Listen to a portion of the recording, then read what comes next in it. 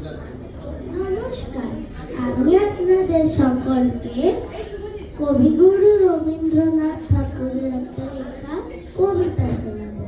কবিতার নাম লুকোচুরি।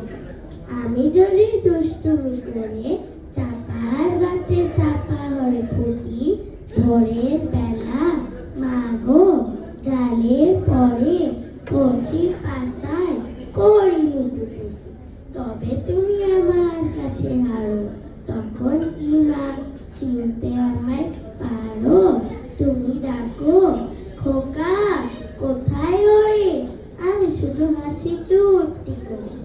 যখন তুমি থাকবে যে কাজ নিয়ে, সবই আমি দেখবো নয়ন মেলে। স্নানটি করে চাপার তলা দিয়ে আসবে তুমি পিঠেতে চুল ফেলে।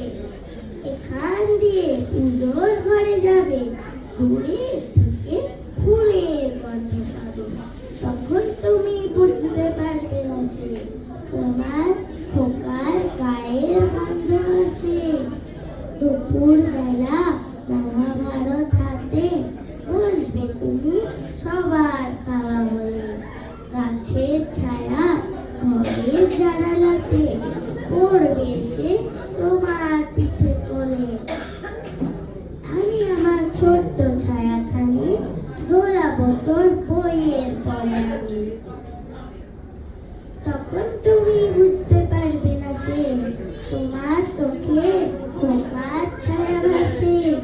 সন্ধ্যে বেলায় প্রদীপ খানি জেলে যখন তুমি যাবে গোয়াল ঘরে, তখন আমি ফুলের খেলা করে টুপ করে না পড়বো ভুলে ঝরে।